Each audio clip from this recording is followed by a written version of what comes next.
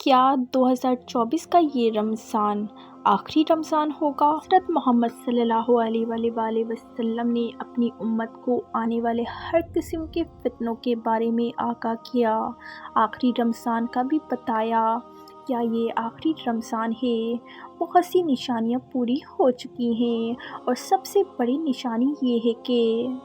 بسم اللہ الرحمن الرحیم، ماہ رمضان امت مسلمہ کے لیے اللہ تعالیٰ کا خصوصی انعام ہے۔ یہ مہینہ نزول قرآن کا مہینہ ہے۔ اس ماہ مبارک میں پروردگار کا خاص رحمتوں اور برکتوں کا نزول، فراخی رزق،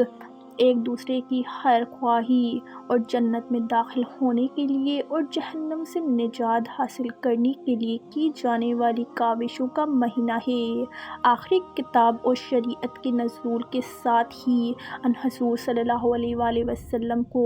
نبوت کی بشارت دی گئی۔ امت مسلمہ پر نازل ہونے والے اس انعام و کرام کی خوشی اور شکرانے کے طور پر مسلمانوں پر ایک ماہ کے روزے رکھ کر اضافی عبادت کا تحفہ ملا، اور پروردگار نے ارشاد فرمایا، اے ایمان والو، تم پر اسی طرح روزے فرض کیے گئے ہیں جیسے تم سے پہلے لوگوں پر فرض کیے گئے تھے، تاکہ تم پرہیزگار بن جاؤ۔ اس آیت کریمہ سے وضاحت ہو رہی ہے کہ مسلمانوں سے پہلے بھی دیگر امتوں پر روزے فرض قرار دیے گئے تھے تاکہ وہ تقویٰ کے اعلیٰ درجات پر فائز ہو سکیں۔ رمضان المبارک کی اہمیت آپ صلی اللہ علیہ وآلہ وسلم کی اس حدیث مبارکہ سے بہت واضح ہو رہی ہے کہ جس میں آپ صلی اللہ علیہ وآلہ وسلم نے فرمایا کہ اگر معلوم ہو جائے کہ رمضان کی کیا اہمیت ہے تو امت تمنا کرے کہ سارا سال ہی روزے ہوں۔ رمضان المبارک کا یہ مقدس مہینہ ساری دنیا کے مسلمانوں کے لیے ذکر و فکر، تسبیح و تحلیل، کثیر تلاوت و نوافل اور صدقہ اور خیرات کا باعث بنتا ہے۔ اس مہینے کو پا کر دنیا کا ہر مسلمان اپنے اپنے ایمان اور تقویٰ کے مطابق حصہ لے کر اپنے جسم اور روح کے لیے تقویت کا سامان فراہم کرتا ہے۔ اسی طرح حضور اکرم صلی اللہ علیہ وآلہ وسلم کی یہ حدیث مبارکہ کہ روزہ گناہوں سے بچنے کے لیے ڈھال ہے، اس حدیث سے صاف واضح ہو رہا ہے کہ روزہ دار صرف اپنے آپ کو کھانے پینے سے ہی نہیں روکتا، بلکہ روزہ دار کو فحش گوئی، بیہودی اعمال، لڑائی جھگڑا اور گالی گلوچ سے پرہیز کرنے سے اجتناب کرنے کا بھی حکم دیتا ہے کہ اگر اس طرح کا کوئی معاملہ روزہ دار کو پیش آ جائے تو وہ مرد قبائل کو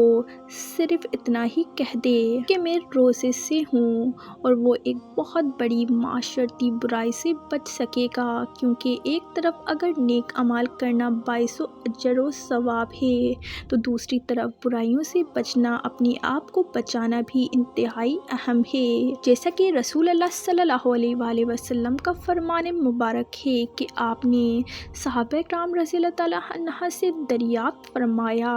کہ کیا تم جانتے ہو کہ مفلس کون ہے؟ تو صحابہ نے عرض کی، جو شخص صاحب مال نہ ہو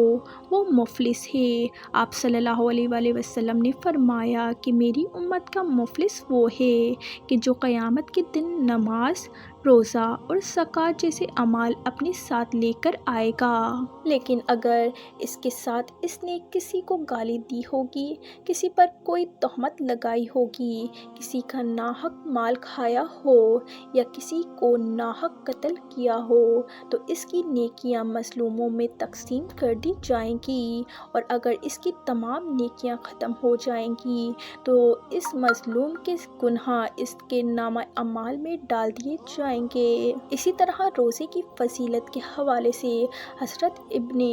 عمر رضی اللہ تعالیٰ عنہ سے روایت ہے کہ حضور نبی اکرم صلی اللہ علیہ وآلہ وسلم نے فرمایا، جنت سال کے آغاز ہی سے اگلے سال تک رمضان المبارک کے لیے سجا دی جاتی ہے۔ آپ صلی اللہ علیہ وآلہ وسلم نے فرمایا، جب رمضان المبارک کا پہلا دن ہوتا ہے تو عرش کے نیچے سے ایک ہوا چلتی ہے جو جنت کے درختوں کے پتوں سے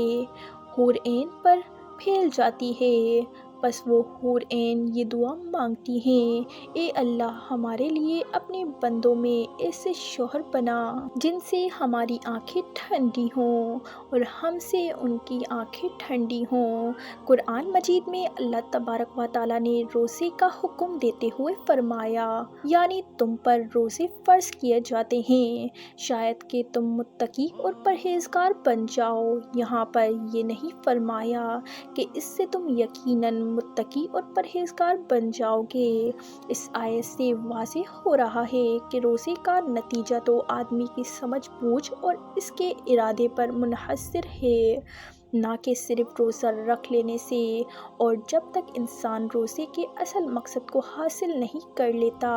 یعنی تقویٰ اور پرہیزگاری، تب ہی روزہ اس کے لیے فائدہ مند ہے۔ اگر اس نے روزہ رکھ کر تقویٰ اور پرہیزگاری حاصل نہیں کی تو اسے کوئی فائدہ حاصل ہونے کی امید بھی نہیں رکھنی چاہیے۔ رسول اللہ صلی اللہ علیہ وآلہ وسلم نے اپنی امت کو آنے والے ہر قسم کے فتنوں کے بارے میں نہ صرف خبردار کیا بلکہ مستقبل میں رونما ہونے والے اہم واقعات کے بارے میں بھی آگاہ کیا۔ خاص کر ظہور امام مہدی اور خروج دجال سے متعلق واقعات کو تفصیلاً بیان کیا ہے، یہاں تک کہ حق و باطل کے ان دونوں اماموں کی ظہور و خروج سے ماہ قبل کے حالات کو قدر تفصیل سے بیان کیا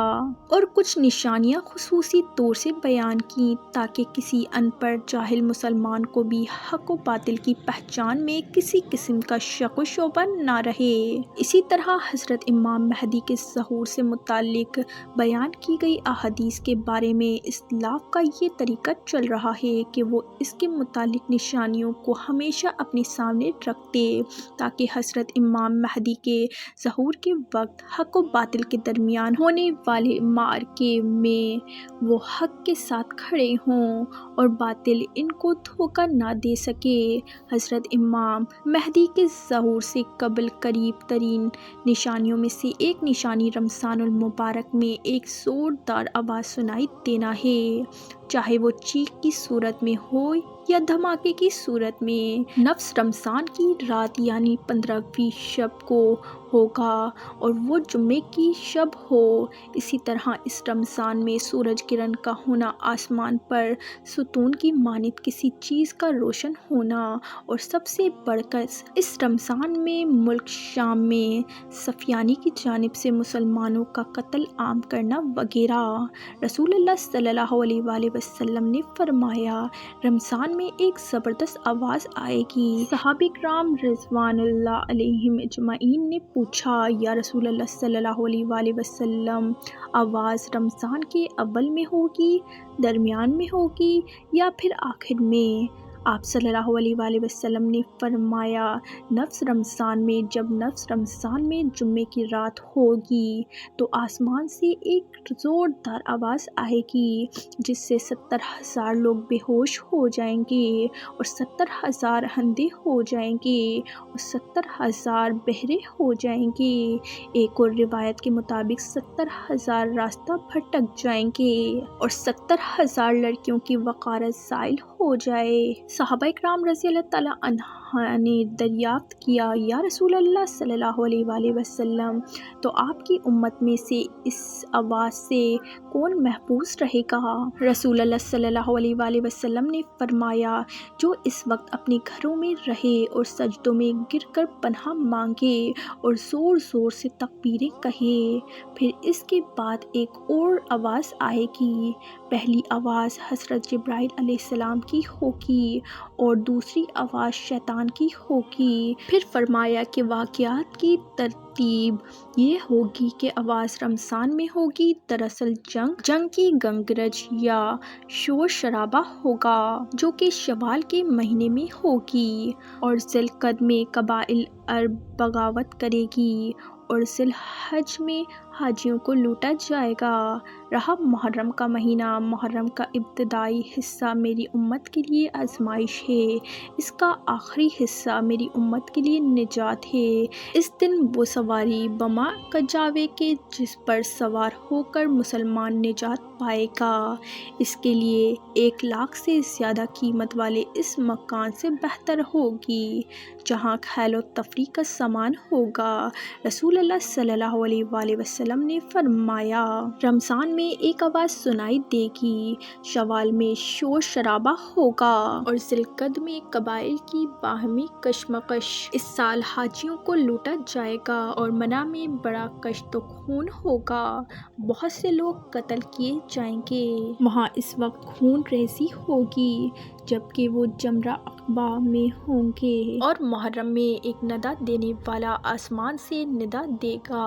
کہ جان لو یہ مہدی اللہ کا خلیفہ ہے، اس کی سنو اور اطاعت کرو۔ حضرت عبداللہ بن مسعود رضی اللہ تعالیٰ عنہ سے روایت ہے کہ رسول اللہ صلی اللہ علیہ وآلہ وسلم نے فرمایا، رمضان میں چیخ سنائی دے گی تو شوال میں شور شرابہ ہوگا اور ذی القعدہ میں قبائل کی بغاوت ہو اور ذی الحج میں خون، اور محرم کا مہینہ تو کیا ہی مہینہ ہے۔ ہم نے پوچھا کہ یا رسول اللہ صلی اللہ علیہ وآلہ وسلم یہ چیز کیسی ہوگی؟ آپ صلی اللہ علیہ وآلہ وسلم نے فرمایا، 15 رمضان المبارک جمعہ کی رات کو دھماکہ ہوگا جو سونے والے کو بیدار کرے گا، کھڑے ہونے والوں کو بٹھا دے گا۔ شریف زادیاں اپنی خلوت گاہوں سے جمعے کی رات کو نکل آئیں گی۔ اس سال زلزلے کثرت سے آئیں گے۔ جب تم جمعے کے دن فجر کی نماز پڑھ لو تو اپنے اپنے گھر میں داخل ہو کر دروازے اور کھڑکیاں بند کر لینا اور اپنی چادریں اوڑھ لینا، اپنے کان بند کر لینا، اور جب تمہیں چیخ کا احساس ہو تو اللہ کے سامنے سجدہ ریز ہو جانا اور یہ پڑھنا کہ پاک ہے وہ ذات جو نقائص سے پاک ہے۔ تو جو ایسا کرے گا وہ نجات پائے گا اور جو ایسا نہیں کرے گا وہ ہلاک ہو جائے گا۔ محمد بن علی رحمۃ اللہ علیہ کا قول ہے، 2 نشانیاں ہیں جو زمین و آسمان کی تخلیق سے لے کر آج تک نظر نہیں آئیں، پہلی رمضان المبارک کی رات چاند گرہن لگے گا اور دوسری 15 رمضان کو سورج گرہن لگے۔ جب سے اللہ نے زمین و آسمان کو پیدا کیا ایسا نہیں ہوا۔ یہ بات حقیقت ہے کہ سورج گرہن ہمیشہ چاند کی شروع کی تاریخوں میں ہوتا ہے اور چاند گرہن ہمیشہ ایام 20 یعنی 13، 14 اور 15 کی تاریخ کو ہوتا ہے، لیکن ظہور مہدی سے ماہ قبل رمضان میں یہ ترتیب بدل جائے گی۔ حضور اکرم صلی اللہ علیہ وآلہ وسلم نے فرمایا، لوگوں، قیامت سے پہلے ایک رمضان ایسا آئے گا جس میں ایک ایسی شدید آواز آئے گی اور دنیا میں کوئی نہیں جان سکے گا کہ آواز کہاں سے آئی۔ آپ صلی اللہ علیہ وآلہ وسلم نے فرمایا کہ اگر رمضان میں ایسی آواز سنائی دے جس کا کوئی کھوج نہیں لگایا جا سکا تو پھر 1 سال کا رزق اپنے گھروں میں سمیٹ کر رکھ لینا، کہاں کی عقل مندی ہے۔ حضرت جابر رضی اللہ تعالیٰ عنہ نے فرمایا کہ میں نے رسول اللہ صلی اللہ علیہ وسلم کو یہ فرماتے سنا ہے کہ میری امت میں ایک جماعت یوم قیامت تک سر بلند کے ساتھ حق کے لیے برسر پیکار رہے گی۔ اس سے معلوم ہوتا ہے کہ مومنین کی ایک ایسی جماعت قیامت کے دن تک زندہ رہے گی، مگر مندرجہ ذیل حدیث طیبہ میں صراحت ہے کہ قیامت سے پہلے تمام مومنین کو موت آ جائے گی اور قیامت کے دن کوئی مومن زندہ نہ ہوگا۔ حضرت علی رضی اللہ تعالیٰ عنہ سے پوچھا گیا کہ وہ کون سا عمل ہے جسے موت کے وقت ملک الموت انسان کی تعظیم کرتے ہیں، اس کی روح سکون سے قبض کرتے ہیں، تو حضرت علی رضی اللہ تعالیٰ عنہ نے ارشاد فرمایا کہ اے شخص، وہ 3 عمل یہ ہیں، جو انسان یہ 3 کام کرتا ہے تو فرشتہ موت اس کی تعظیم کرتا ہے، یوں وہ اپنی مالک حقیقی سے جا ملتا ہے۔ جب حضور صلی اللہ علیہ وآلہ وسلم کی وفات کا وقت قریب آیا تو آپ صلی اللہ علیہ وآلہ وسلم نے فرمایا، کیا میری امت کو موت کی تکلیف برداشت کرنی پڑے گی؟